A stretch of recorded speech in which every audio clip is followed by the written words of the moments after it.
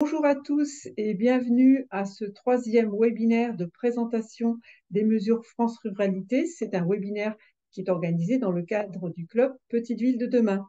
C'est un webinaire que nous consacrons aujourd'hui aux mesures santé. Alors, je suis Dominique Concile, je suis la directrice des programmes Action Cœur de Ville et Petite Ville de demain au sein de l'Agence nationale de la cohésion des territoires. Et je serai accompagnée pour ce webinaire par David Armellini, qui est chef de projet à la mission Ruralité au sein de l'ANCT. Et nous aurons aussi le plaisir d'entendre Corinne Bord, qui est la sous-préfète du canton de l'arrondissement de Castellane, dans le département des Alpes de Haute-Provence. Et nous écouterons également Lilia Santana, qui est chargée de développement et de coordination à la Fabrique Territoire Santé. Alors, quelques consignes en début de réunion pour que ce webinaire se déroule dans les meilleures conditions. Nous vous invitons à nous signaler tout problème technique ou autre remarque dans le chat et à vous poser toutes vos questions dans l'onglet questions-réponses qui est situé en bas de votre écran. Alors, aujourd'hui, après avoir évoqué le plan ruralité dans sa globalité et être revenu sur les mesures mobilité, nous allons essayer d'approfondir les mesures qui sont prévues en faveur de la santé. En effet, vous le savez, dans le cadre du rapport de juillet 2019, la mission Agenda rural plaçait la santé en tête des préoccupations des Français. C'est une préoccupation majeure, notamment dans nos territoires ruraux et notamment dans les petites villes de demain. Les enjeux liés à l'avenir de notre système de santé sont essentiels. Voilà. Et c'est pourquoi nous voulions organiser ce webinaire aujourd'hui. En renforçant les moyens en faveur des zones rurales, le plan France Ruralité a pensé à un ensemble de mesures pour favoriser l'accès à la santé dans les territoires ruraux, notamment dans les communes petites villes de demain. Et c'est un sujet essentiel pour l'attractivité, bien sûr, des territoires et pour l'attractivité des professionnels, pour l'accès aux soins. Ce sont les deux piliers majeurs du plan des mesures santé dans le cadre du plan France Ruralité. Alors, ce webinaire sera l'occasion de revenir sur les quatre mesures principales du plan, les quatre mesures qui concernent la santé. Nous parlerons de la mise en place de la quatrième année de médecine générale, des maisons de santé pluridisciplinaires. Nous parlerons également du déploiement des communautés professionnelles territoriales de santé, mais aussi du déploiement des protocoles de coopération. Alors, pour nous accompagner dans ce webinaire et pour présenter ces mesures, c'est David Armellini qui reviendra plus en détail sur les mesures de santé, ensuite sur les mesures dans leur globalité. Nous entendrons ensuite le témoignage de Corinne Bord, la sous-préfète de Castellane, qui va nous parler des médicobus. Et ensuite, nous écouterons Lilia Santana, qui va nous présenter le réseau national Fabrique Territoire Santé. Nous essayerons de réserver en fin de webinaire un temps de 15 minutes de temps de questions-réponses. N'hésitez pas non plus à réagir tout au long de webinaire dans l'onglet questions-réponses qui est situé en bas de votre écran. Et je vais laisser maintenant la parole à David Armellini pour nous présenter les mesures qui sont prévues dans le cadre du plan ruralité. David, c'est à vous. Merci beaucoup Dominique. Bonjour à toutes et à tous. Pour ce webinaire donc, qui est consacré aux quatre mesures santé et plus largement ce qui est proposé en fait sur les territoires ruraux et les actions que l'on peut retrouver, euh, tout d'abord je tenais donc plutôt à angler en fait nos interventions avec vos échanges sur vous, les problématiques que vous pouvez rencontrer en tant que PVD. On est sur des mesures un peu particulières puisque les autres mesures en fait de France Ruralité, on a souvent en fait un guichet ou une activation directement au niveau de la collectivité.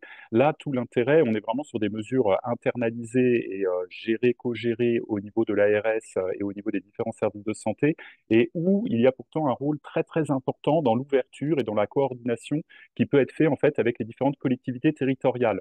Et là, là-dessus, il doit y avoir déjà de nombreux chefs de projet PVD qui travaillent en fait sur les mesures santé, mais il y a aussi des axes possibles en fait de développement qui sont permis en fait avec ces nouvelles mesures que l'on va voir dans les prochaines slides. Juste pour revenir un peu donc sur comment on est arrivé en fait à ces quatre mesures-là. Donc tout d'abord, c'est vrai qu'on avait eu le rapport de 2019 sur la mission Agenda rural où évidemment, en fait, c'était un des sujets qui venait en tête, en fait, des priorités pour le monde rural, avec trois objectifs clés qui se dégageaient déjà à l'époque. C'était la lutte contre la désertification médicale par des mesures structurantes, incitatives et visant en fait à redensifier la couverture territoriale des professionnels de santé et en particulier les médecins. Dans un deuxième temps, fluidifier et mieux articuler l'offre de soins pour mieux répondre en fait à des besoins ciblés pour les personnes âgées, les agriculteurs et les jeunes, et en lien avec les différents établissements de santé, et aussi favoriser une société qui est plus inclusive pour des mesures en faveur de l'autonomie de chacun et du grand âge. Alors, quand on regarde les différentes feuilles de route que les différents sous-préfets en charge de la mission ruralité dans les départements ont établies, quasiment la totalité évoque la thématique santé comme un enjeu prioritaire de l'agenda rural dans les départements, avec des mises en place qui peuvent être des fois plus orienté sur l'axe en fait service aux habitants, qui était l'axe 3, et d'autres fois plus aussi orienté sur la revitalisation, développement économique du territoire et attractivité, puisqu'on retrouve en fait des lignes de démarcation et des intérêts aussi sur l'axe 2, qui était dans le rapport.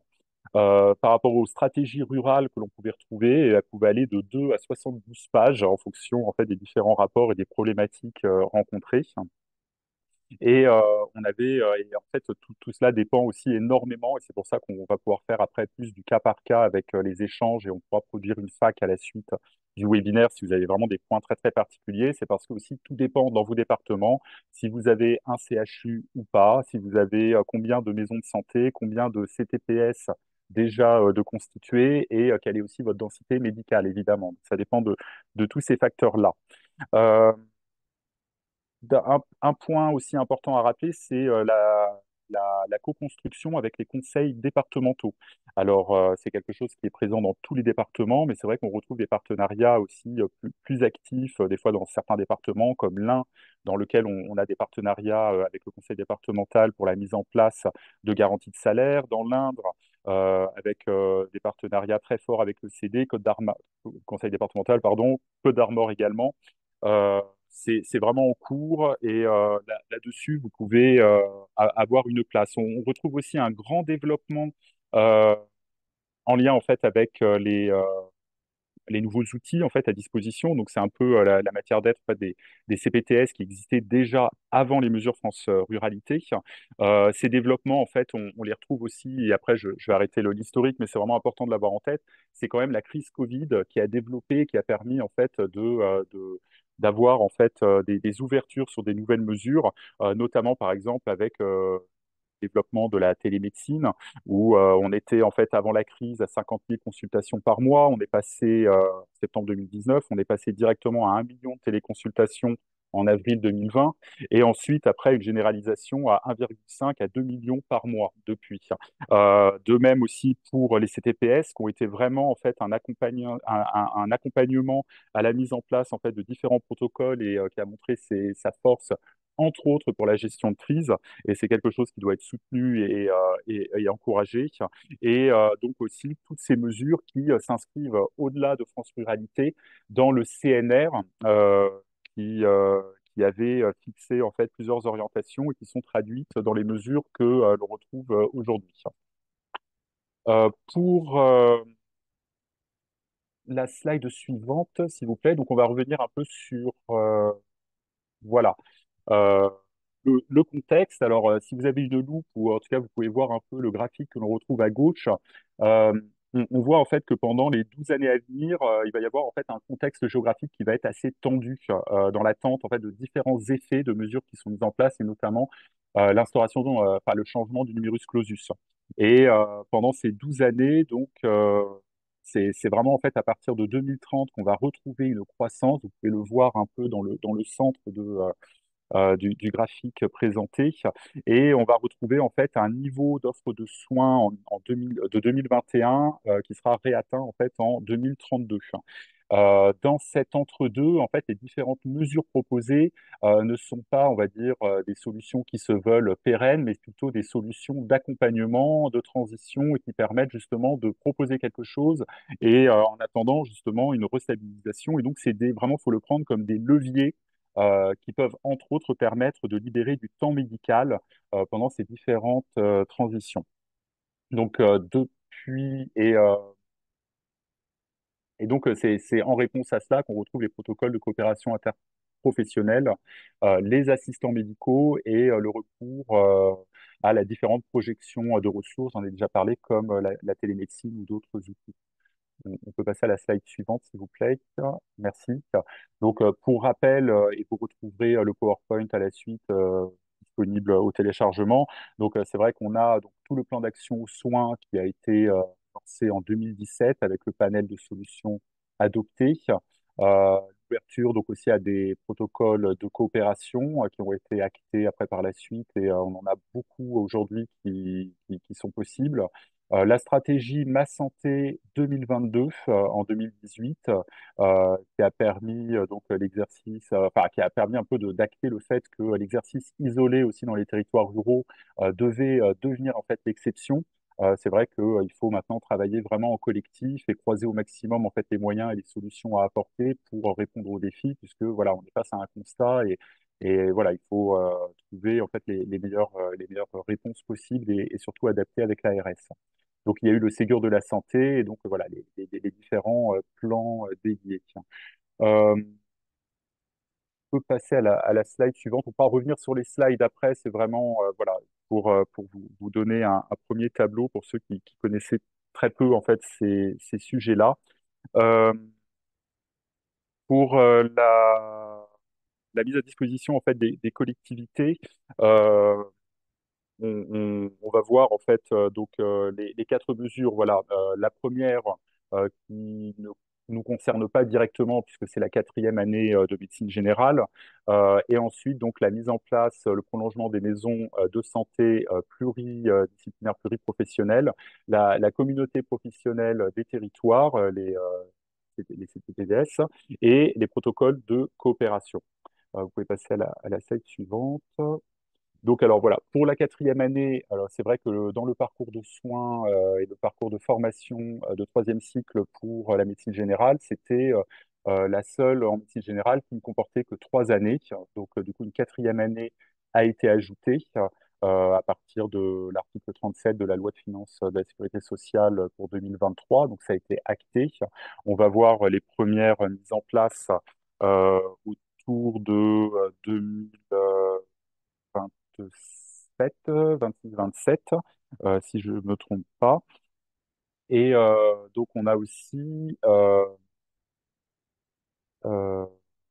voilà, une possibilité, en fait, après, de pouvoir faire des stages et d'avoir des accueils de stages au niveau des MSP et, euh, et d'avoir aussi, avec les CTPS, une possibilité justement d'avoir différents aussi stages professionnels et de bouger, en fait, au sein d'une même MSP ou de différents territoires santé de proximité. Euh, voilà pour la quatrième année de médecine générale. Vous pouvez passer à la slide suivante. Alors, les CTPS, donc c'est une annonce du président en janvier 2023 pour justement un renforcement de l'exercice coordonné sous toutes ses formes. Alors, le CTPS, c'est un une communauté donc professionnelle territoriale de santé.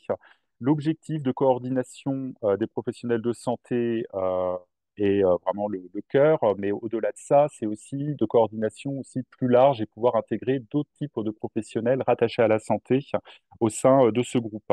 Et le fonctionnement et la mise en œuvre est financé en partie par l'assurance maladie.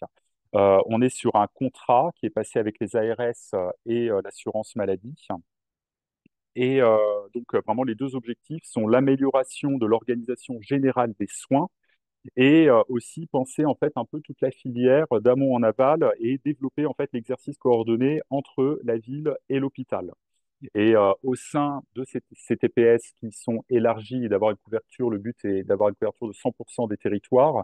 À l'intérieur, on va retrouver différents outils à disposition de ces CPTS et on va le voir, un de ces outils est justement le Medicobus qui peut s'appuyer sur un CTPS mature et il en fait preuve en fait de son bon fonctionnement.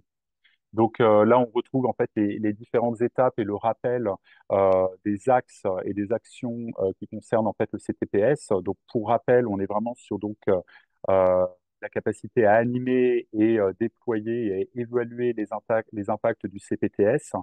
Donc faire connaître au maximum, permettre à tout le monde d'accéder à différents soins et faire la jonction avec les différents professionnels quand ils n'existent pas.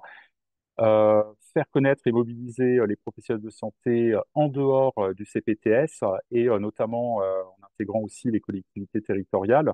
Là, il y a vraiment quelque chose de très très intéressant et un travail conjoint avec aussi les MSP sur la possibilité d'avoir des cofinancements sur du bâti, sur de l'infrastructure.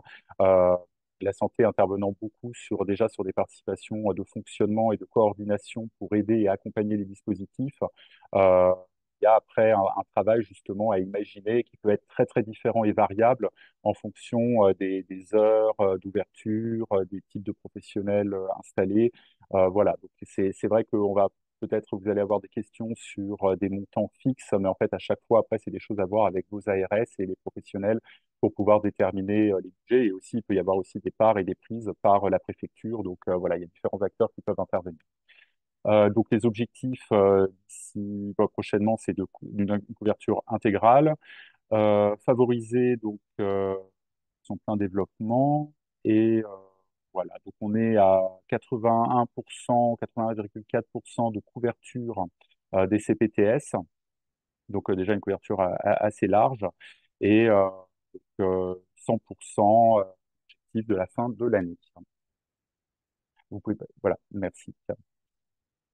Pour les 4000 MSP prévus à l'horizon 2027, donc autre mesure de France Ruralité, on est déjà sur un doublement des MSP qui a été effectué depuis les dernières annonces et on est arrivé donc à fin 2022 même à un chiffre supérieur au doublement des MSP puisqu'ils sont arrivés à 2251 MSP sur le territoire. Euh, on a une couverture quand même sur 2 tiers en zone sous-dense et déjà environ 900 MSP dans les territoires ruraux. Donc, c'est une équipe de professionnels de santé sur une même zone géographique, exerçant majoritairement en libéral, regroupés autour d'un projet de santé commun avec pour objectif d'offrir à la population une prise en charge coordonnée.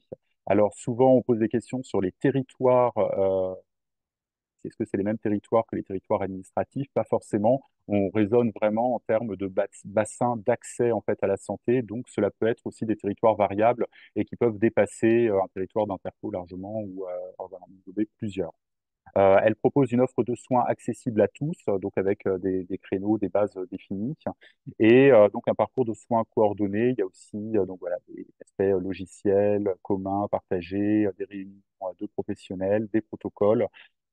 Généralement, on retrouve 2 professionnels minimum par MSP, enfin 2, pardon, médecins, mais ça peut aller bien au-delà. Et il y a des dispositifs pour aussi soutenir les MSP si jamais il y avait des professionnels qui partaient à la retraite et qui n'étaient pas remplacés immédiatement. Donc il y a aussi différents dispositifs pour soutenir ces mesures et ces maisons. On peut passer à la slide suivante.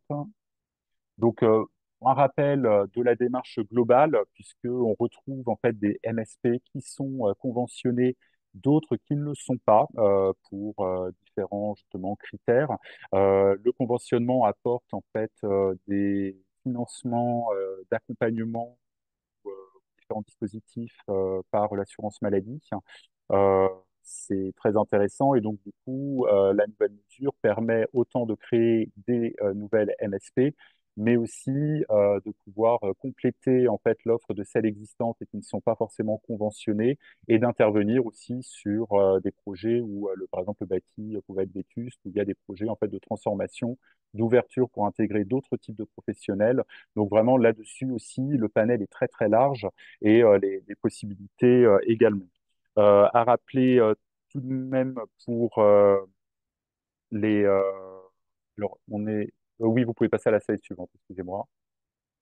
Alors voilà, sur l'axe immobilier, Donc, il y a un accompagnement financier. Il y a 45 millions en fait qui sont délégués pendant 3 ans sur le FMIS, donc le Fonds de modernisation des infrastructures de santé. Donc, c'est à raison de 15 millions par an sur 3 ans à partir de cette année. On aura à peu près 150 de santé pluridisciplinaires, soit pour bâtir un lieu d'exercice adapté, soit pour rénover des structures déjà existantes. Et surtout, voilà, c'est là où c'est très très important et votre rôle est crucial si vous avez des missions en lien avec ces mesures, c'est le cofinancement et le maillage en fait avec les collectivités territoriales qui elles peuvent avancer beaucoup plus vite en fait sur les questions immobilières, qui peuvent apporter un soutien très fort.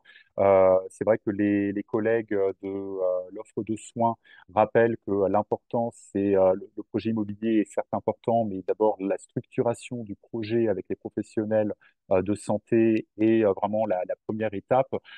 C'est vrai et en parallèle, cette étape-là aussi est primordiale et donc c'est vraiment un jeu d'accompagnement et croisé qui permet la réussite en fait de ces maisons, ces MSP. Euh,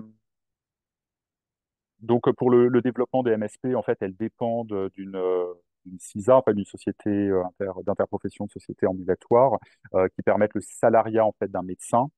Euh, et surtout, le point important, c'est qu'on retrouve en fait un coordinateur des maisons de santé, et ce rôle vraiment est primordial pour articuler tout cela. Et c'est vraiment un contact à avoir dans le cadre de vos projets santé. La slide suivante. Et donc, la mesure qui était très, très attendue, Corinne Bord reviendra dessus à la suite pour l'illustrer, c'est les 100 médicobus d'ici la fin de l'année 2024. Donc, mesure très attendue, entre autres, par l'Association des maires ruraux de France. Euh, C'était une annonce en juin 2023.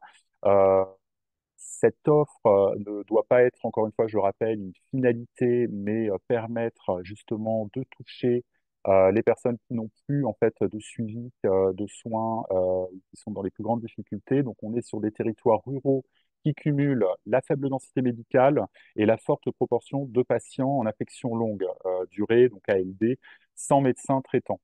Euh, Là, on est vraiment sur une possibilité de montage aussi très diversifiée, puisqu'on va pouvoir retrouver des médicobus qui sont achetés en propre, des médicobus qui sont mis à disposition, qui sont loués. On a beaucoup de réflexions sur la notion de matériel. Il faut l'appréhender comme une solution provisoire, en fait, un premier pas vers la structuration d'une offre plus pérenne sur le territoire. Euh, et il ne faut pas qu'il y ait de concurrence avec des dispositifs existants. Parce que vous avez peut-être, on le voit dans le Cher, dans d'autres endroits, on peut voir des départements où on retrouve des dispositifs qui pouvaient exister avant et donc ils viennent compléter, ils ne viennent pas refinancer des choses qui existaient déjà. Le dispositif donc s'inscrit dans un projet territorial au sein du CTPS et les CTPS les plus matures. Il est complémentaire, oui, et, euh, et donc là, il y a possibilité vraiment de proposer des choses aussi autre, au-delà en fait de l'offre de soins. Il y a possibilité de mixer et les aides, enfin mixer avec d'autres types de professionnels de santé, d'autres types voilà, de soins. Et les aides seront calculées au prorata du nombre en fait, voilà, de jours de circulation et aussi des compléments qu'il peut y avoir avec d'autres dispositifs. Alors, je rappelle aussi, pour rentrer vraiment dans le détail, que vous pourrez revenir vers le service ruralité, vers moi et Patricia Andriot, sur ces différentes mesures, si vous avez des questions par rapport à vos territoires, et on pourra faire le lien aussi avec les différents professionnels et les personnes chargées de la mesure dans les ARS.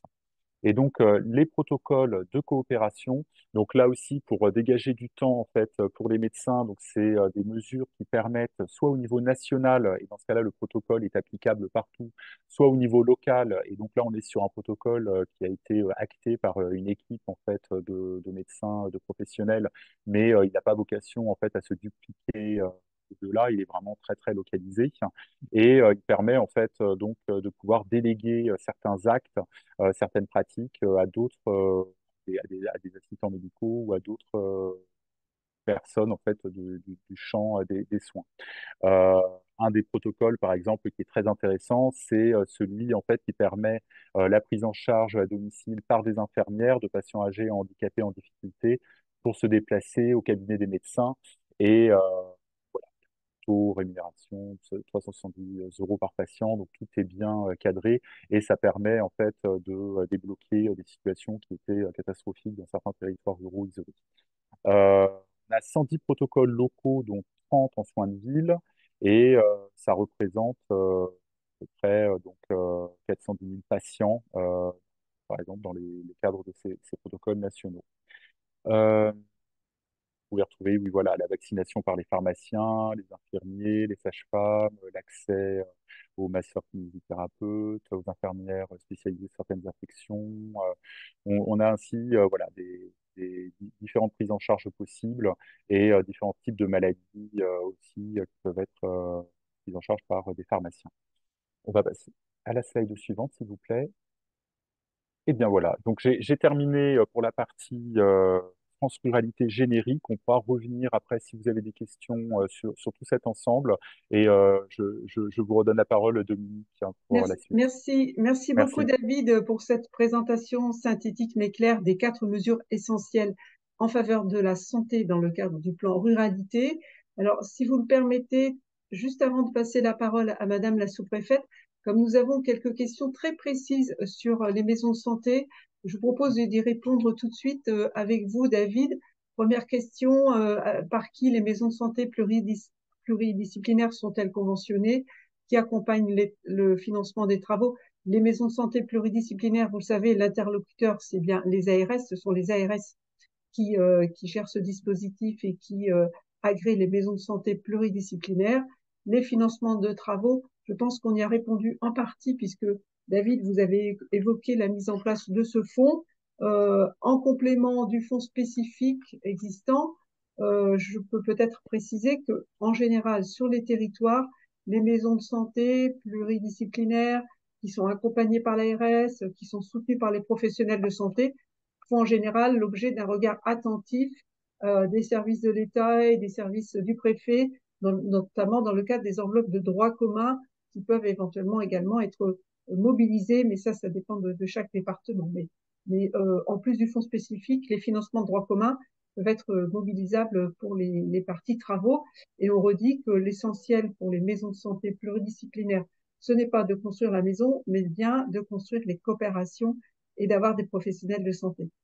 Euh, une autre question, David, sur les mesures de France Ruralité. On nous demande si elles sont réservées aux territoires où il y a une maison de santé pluriprofessionnelle ou pas. En fait, là, David, vous avez présenté plusieurs mesures. La 4e année de médecine, par exemple, elle peut s'appliquer partout, qu'il y ait une maison de santé pluriprofessionnelle ou pas, pluridisciplinaire ou pas. Ça Tout à fait. permet à un étudiant, enfin en 4e année, de faire un stage auprès d'un médecin tuteur et donc ça aide beaucoup à amplifier l'accès à la santé dans les territoires ruraux. On a parlé des CPTS. Les CPTS aussi, c'est pas lié à l'existence d'une maison de santé pluridisciplinaire. On peut avoir des CPTS. L'objectif, c'est d'en avoir partout, avec ou sans maison de santé pluridisciplinaire. Et les protocoles de coopération, c'est un peu la même chose. L'objectif, c'est que ça se déploie, ces coopérations entre tous les professionnels de santé, avec ou sans maison de santé pluridisciplinaire. Et l'autre question sur les financements mobilisables pour les maisons de santé, on y a répondu aussi, je crois. Donc, c'est ARS en premier lieu, les interlocuteurs, et puis aussi les services de la préfecture sur les enveloppes de droit commun dans les départements où celles-ci sont mobilisables pour ce type de projet. Exactement. Et si je peux me permettre juste de rajouter, en fait, c'est vrai qu'il y a un rôle très très important finalement dans ces maisons de santé, c'est le financement en fait de la rémunération de ces coordinateurs par l'assurance maladie. Et on est sur des enveloppes de 70 000 € par fiche de poste, et c'est vraiment, on est un peu sur des couteaux suisses qui sont capables justement de tirer des liens, et notamment avec des programmes comme PVD par exemple. Je vous propose maintenant de passer tout de suite la parole à Corinne Bord qui doit nous apporter un témoignage tout à fait intéressant sur ce qui a pu se mettre en place dans son département avec les Médicopus. Corinne, c'est à vous et puis on va continuer à répondre à vos questions en direct dans le chat.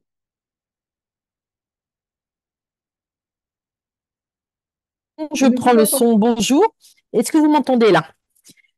Bonjour à tous. Alors moi, je suis sous-préfète de l'arrondissement de Castellane. Je suis référente ruralité, référente service public. Et à ce titre-là, je siège dans un comité où il y a beaucoup de choses qui se passent. Il y a un comité à l'ARS qui structure l'offre de santé sur le territoire. Et donc, la préfecture y est représentée par, généralement, enfin, au moins chez moi, le sous-préfet, soit service public, soit ruralité. Et comme je fais les deux, c'est pratique. Mais ça permet de travailler extrêmement de manière rapprochée et concertée avec l'ARS parce que la qualité des relations et du travail fait qu'on arrive à sortir des choses, qu'on arrive à les sortir. Alors, je vous présente en deux mots mon territoire. Mon territoire, est-ce que vous voyez la souris là? tout à fait, Corinne, on Est-ce la que vous voit très voyez ma bien. souris qui... Oui, Tout bon, à super. fait. Donc, mon territoire va, si je prends là, sur les traits gris, tout ça, c'est un quart du département, c'est les traits gris. Et il se trouve que sur mon territoire, j'ai deux CPTS. J'en ai une qui couvre, comme vous voyez, trois départements, puisque là, on est dans le Var, là, on est dans le 06 et là, on est dans le 04. Et une seconde qui est celle-ci, qui couvre deux départements, le 04 et le 06. Parce que vous l'avez très bien dit, ça se fait sur les bassins de vie. Et en fait, entre les deux là, il y a une jolie montagne et c'est pas pratique. Et donc, ça s'organise peu dense, voire très peu dense, puisque à l'année, j'ai 10 000 habitants.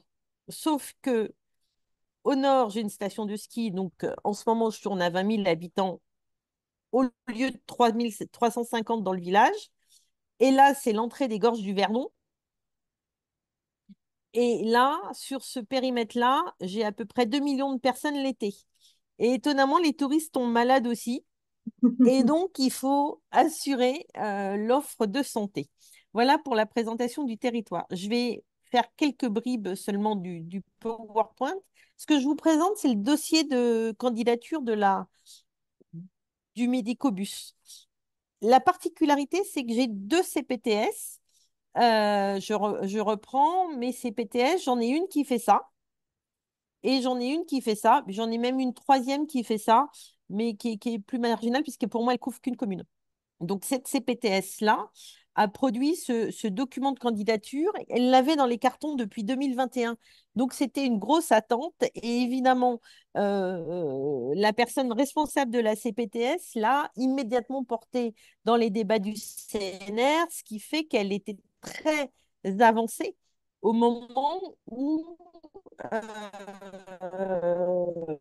l'appel à projet est sorti. Vous voyez le déficit de médecins généralistes sur le territoire de la CPTS, donc trois départements par rapport au taux français. Et pour autant, même si l'air est très sain dans les Alpes de Haute-Provence, on n'est quand même pas deux fois moins malade que ailleurs. Donc, on a une vraie perte de chance sur le territoire, notamment par une difficulté d'accès aux médecins. D'autant qu'on concentre, c'est une taux de population CPTS, si je concentre en plus le tourisme, je perds encore beaucoup plus. Et en termes d'actes, c'est à peu près pareil. Vous voyez, on a y compris moins d'actes par personne. Comment ça se structure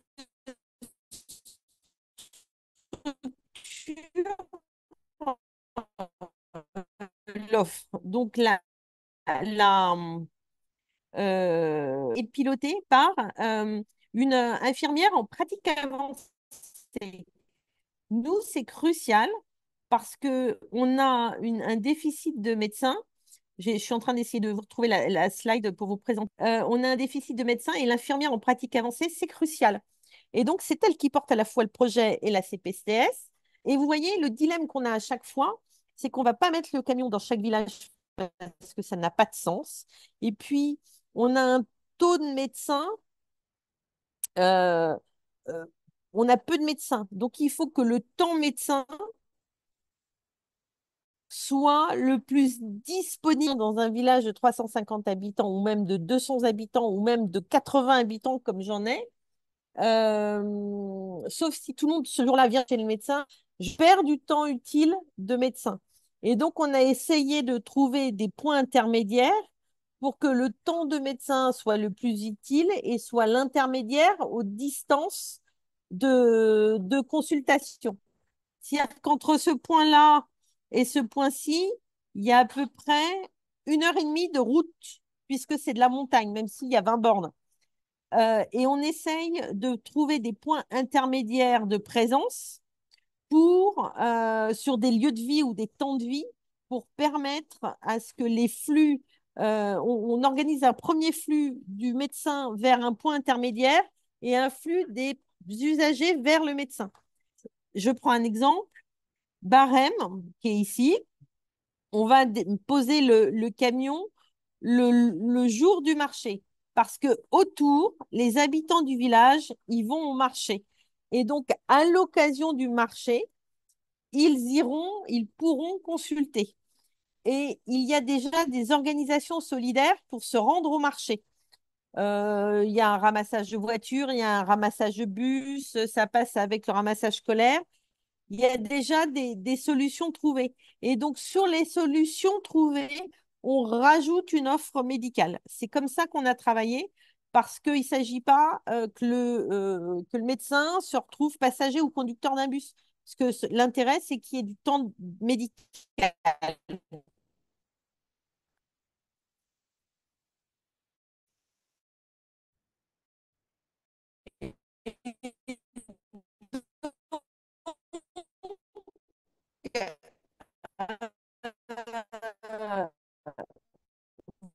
Voilà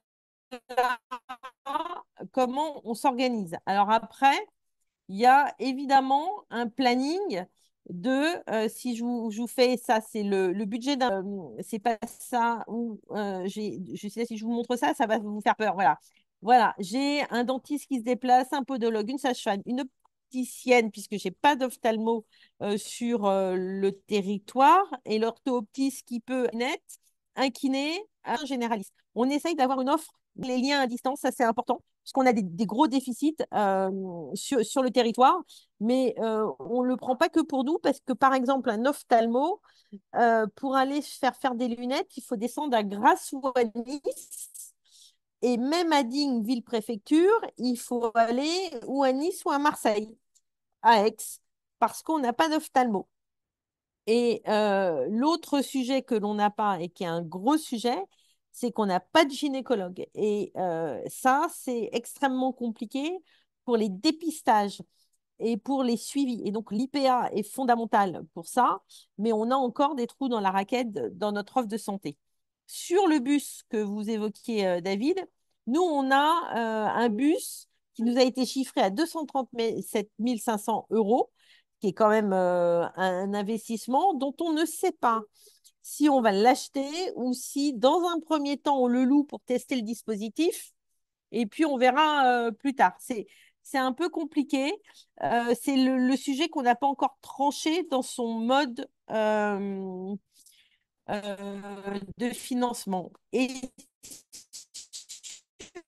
sur le budget global, vous voyez qu'en fonctionnement, en vrai, on n'est pas sur de structure est à 57 000 euros, un peu plus, soit 58 000, puisqu'il y a à chaque fois un bout de sécurité sociale, un bout de coordination, des faits d'effraiement, etc. Et que tous les systèmes mis en place nous permettent de financer comme ça, avec une demande à l'appel à projet Médicobus de fonctionnement de 30 000 euros, ce qui n'est pas insurmontable sur ça. On a un partenaire important qui est la MSA, puisque pour le coup, en zone rurale et du coup agricole, eh ben, le partenaire santé, c'est la MSA. Voilà. Donc, on en est à, je ne sais pas comment me sortir de ce truc-là. Là, je ne sais pas ce que vous voyez. Voilà. Et donc, voilà où nous en sommes. L'ensemble du projet a été présenté à à l'ARS au niveau régional puisqu'on avait un appel à projet. On a tous émis un avis favorable, donc tant mieux. Et ça n'a jamais été aussi près d'aboutir. Dans le même temps, au niveau départemental, on a une réflexion du conseil départemental pour avoir une maison de santé départementale qui salarie les médecins pour renforcer l'offre médicale. Parce que, en fait, un médicobus, ça rapprocher les médecins que l'on a du public. Essaye de faire venir de nouveaux médecins, de présentation du territoire, de présentation des dispositifs dans les écoles de médecine, dans les écoles d'infirmerie, sur chaque spécialité. On a on organise des délégations de professionnels pour aller vendre notre territoire. En fait, pour certains, venir vivre dans le rural, c'est compliqué. D'abord parce que c'est quelque chose qu'ils ne connaissent pas. Et on se rend compte que nos médecins sont installés là parce qu'ils sont d'origine rurale, mais qu'on est installés dans le rural. Et c'est aussi un problème de recrutement. Et donc, le deuxième, alors ça c'est pour l'anecdote, mais j'avoue que ça m'avait laissé un peu perplexe au démarrage. On a réussi à avoir une implantation d'un médecin, mais qui n'avait pas de permis de conduire. Et donc, sur notre territoire, à vélo, c'est compliqué. Et donc, il a fallu s'organiser pour pouvoir aider le médecin ou accompagner le médecin dans le passage du permis de conduire. Ça a l'air basique, mais c'est des mesures comme ça qui aident aussi à l'implantation des médecins. Et nous, on a une chance pour Bobby, puisque c'est un autre dispositif de France Ruralité, c'est qu'on sera 100%, mais que mon territoire est déjà 100% ZRR. Et donc, les médecins bénéficient des dispositifs d'exonération fiscale et sociale des zones de revitalisation rurale. Et donc, c'est aussi des leviers que nous mettons en œuvre pour essayer de rendre attractif notre territoire. Après, c'est des choix de vie. Mais on essaye de promouvoir la plus grosse dynamique pour qu'on ait envie de venir pratiquer ici. Ça veut dire envie de vivre ici, en fait, pour un médecin. Parce que s'il n'y a pas cette envie-là, ça ne marche pas. Voilà ce que je peux vous dire. Et alors, Castellane, c'est une petite ville de demain. Et sur le territoire, vous avez 8 villages d'avenir qui seront couverts. Voilà. Merci beaucoup, Madame la sous-préfète, chère Corinne. Merci pour cette présentation. On a tous envie d'aller visiter l'arrondissement de Castellane, les gorges du Verdon, le ski, ça donne envie. Ah bah, il faut venir dans les gorges.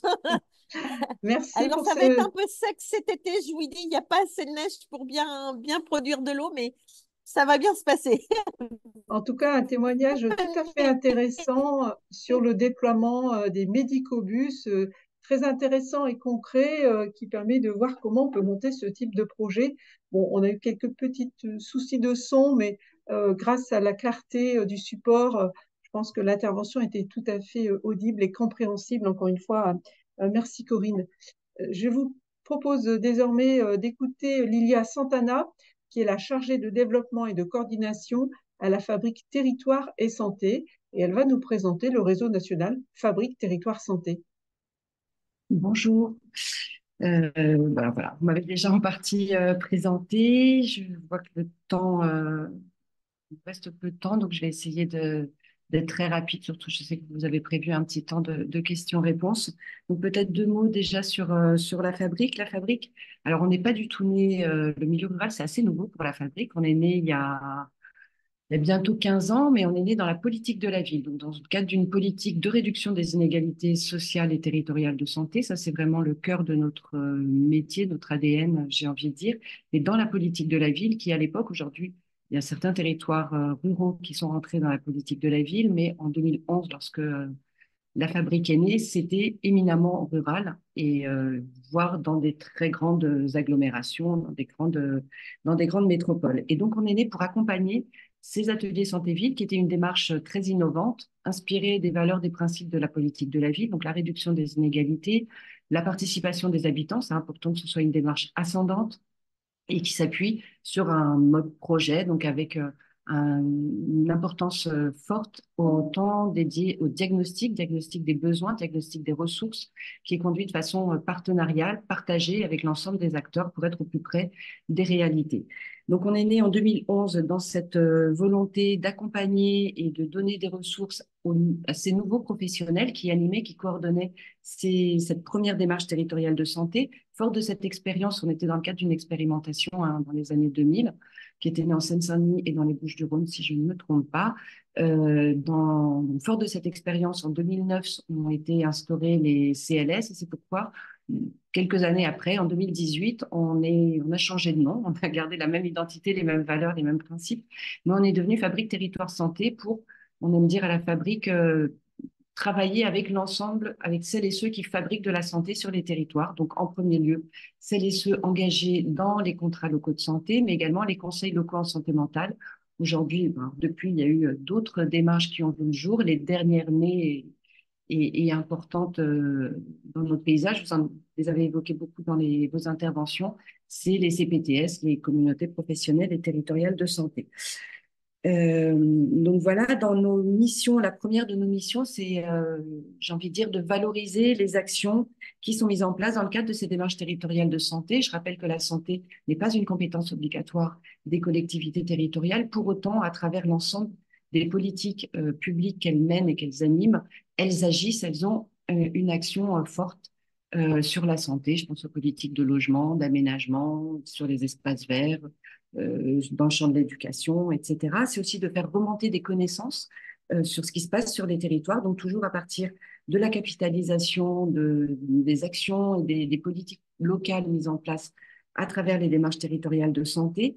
On travaille notamment, je vous mettrai quelques références dans le chat si vous le souhaitez, ça donne lieu à des dossiers ressources. On s'est saisi d'un certain nombre, quand on parle de déterminants de santé, ce sont les facteurs qui agissent sur la santé. Donc, on a travaillé, par exemple, sur le lien entre alimentation et santé, éducation et santé, des choses peut-être qui touchent moins les milieux ruraux, mais l'urbanisme et santé, sur la santé mentale, évidemment, sur la place des habitants et des usagers dans l'élaboration et la conduite des politiques.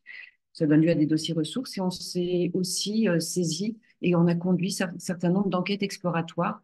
La dernière, par exemple, sur l'articulation et la complémentarité entre les CPTS et les autres démarches territoriales de santé, notamment les contrats locaux de santé.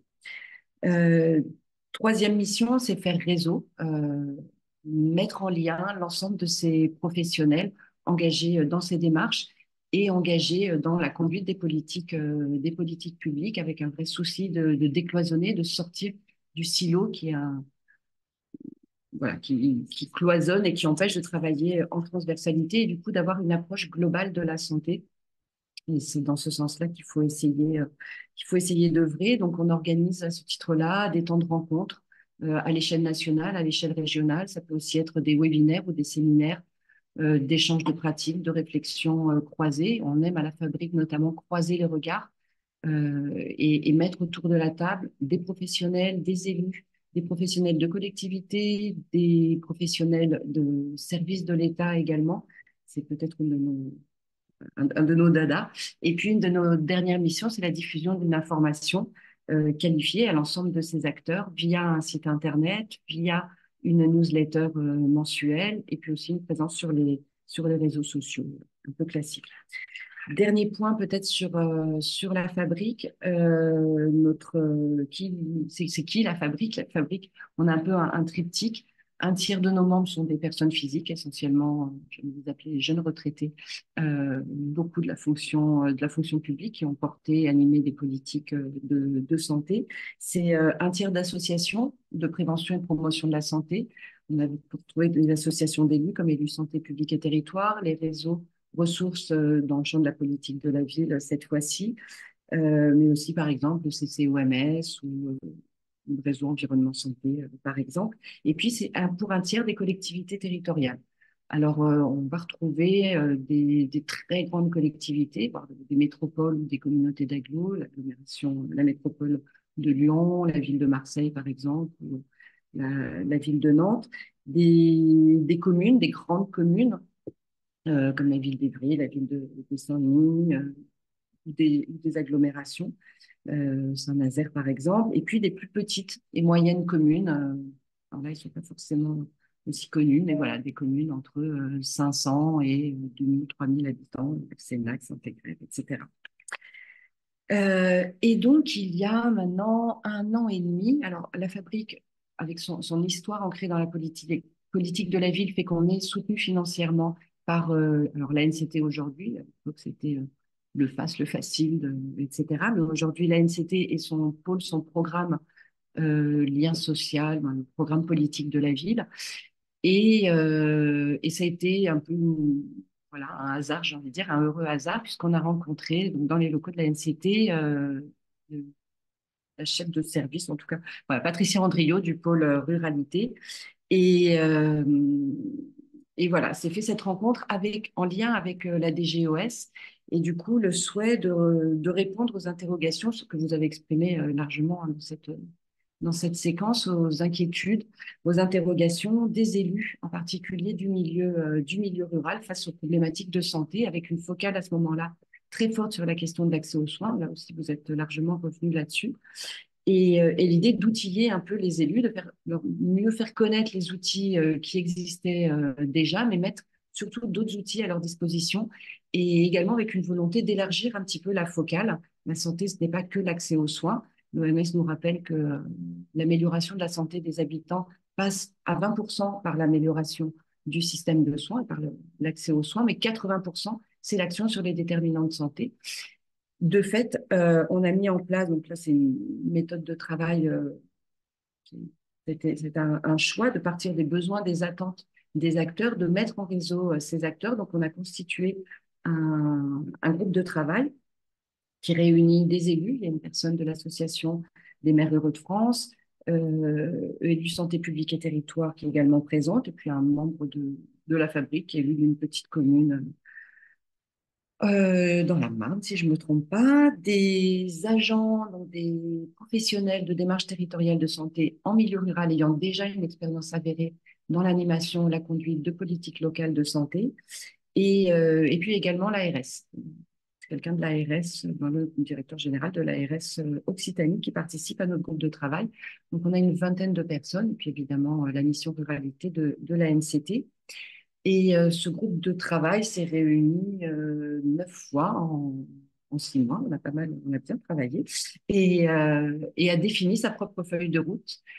Donc, on a choisi de travailler, de se réunir donc 8 fois ensuite en visio.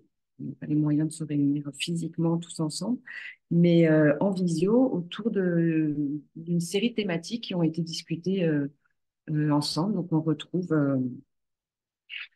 donc on s'est réunis cette fois, excusez-moi, sur les déterminants de santé, la prévention au milieu rural, la question de la participation des habitants, l'alimentation, la santé mentale, la santé environnementale, la santé des jeunes, avec à chaque fois le souci d'essayer de caractériser cette thématique, d'essayer de bien identifier quelles étaient les spécificités, les singularités du milieu rural pour traiter de cette question et d'avoir une focale vraiment sur quels sont les éléments de compréhension, les outils à mettre à disposition, notamment des élus, pour qu'ils puissent se saisir de ces sujets-là et les investir, quand bien même, comme je le répète, ce n'est pas une compétence obligatoire. On a donc aujourd'hui à disposition, je peux pas vous envoyer très rapidement puisqu'elles sont en train d'être maquettées.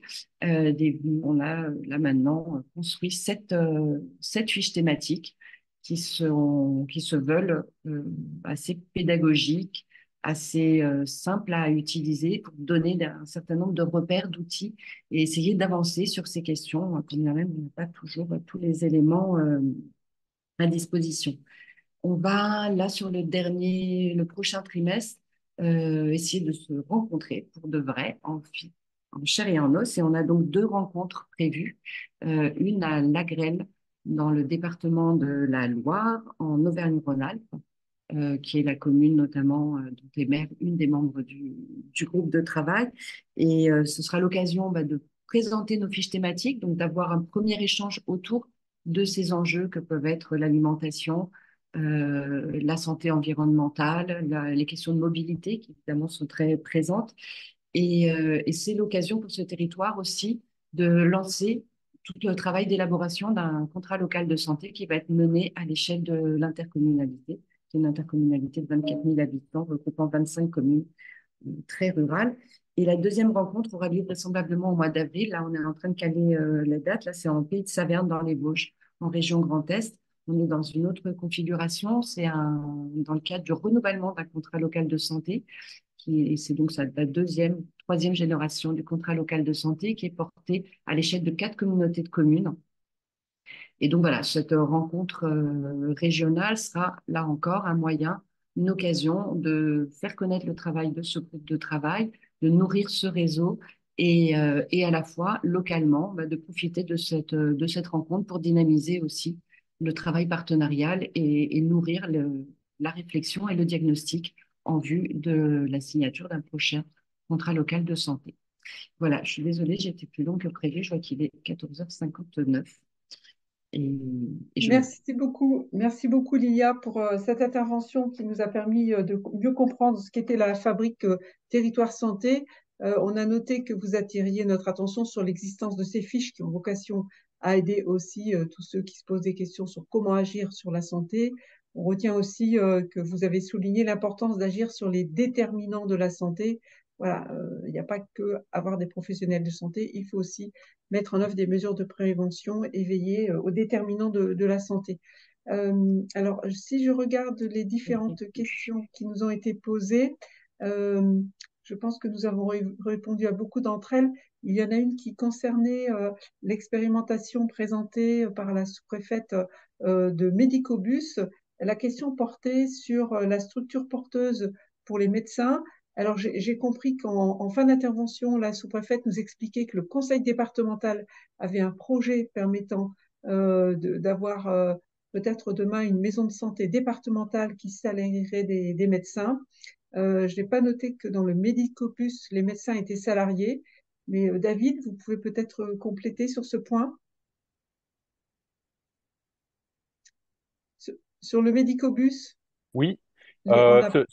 cela dépend en fait des types de montage, hein. On peut retrouver différents cas, mais après je voyais aussi des questions sur l'investissement ou sur l'immobilier qui revenaient, et il y a des choses en fait qui peuvent être financées par la collectivité. En fait, tout n'est pas financé par l'ARS ou par l'assurance maladie. Mais en tout cas, pour les Ah, médicobus, les médecins ne sont pas, des professionnels de santé ne sont pas forcément salariés. non, C'est bien ce que j'avais compris. non, non. Alors, et on avait une autre question sur l'extension des maisons de santé pluridisciplinaires. Là, je pense qu'il faut aussi renvoyer plutôt aux ARS pour voir comment on va pouvoir travailler sur l'extension de la maison de santé pluridisciplinaire. Je pense par rapport aux différents dispositifs présentés, ça pose pas de difficultés particulières en cas d'extension de la maison de santé C'est possible. pluridisciplinaire. Mm. Oui, ça fait partie, si on revenait sur les slides, en fait, vous retrouverez en fait une slide où on retrouve les différentes possibilités sur les MSP, et on a aussi justement la possibilité d'étendre, d'ouvrir en fait à de nouveaux locaux et de nouvelles pratiques. Donc il y a cette possibilité-là, en fait, c'est pas figé pour celles qui existent déjà. Bien, alors il me semble que nous avons répondu à l'ensemble de vos questions en espérant que ce webinaire vous aura intéressé et permis de trouver des nouveaux leviers pour agir sur vos territoires pour améliorer l'offre de santé et améliorer la coordination des professionnels de santé. Un grand merci à tous nos intervenants. Je veux vous préciser que ce webinaire a été enregistré, que vous pouvez le retrouver en replay sur notre chaîne YouTube. Et puis, je veux aussi attirer votre attention sur un prochain rendez-vous qui est organisé dans le cadre du club Petite Ville de demain.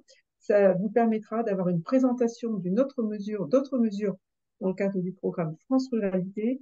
Le webinaire aura lieu le 5 mars de 14 à 15 heures et ce sera une présentation des mesures qui concernent la culture, l'appui aux collectivités dans nos PVD pour mettre en valeur les mesures en faveur de la culture du plan ruralité et qui peuvent bénéficier aux petites villes de demain. Merci de votre attention et à très bientôt.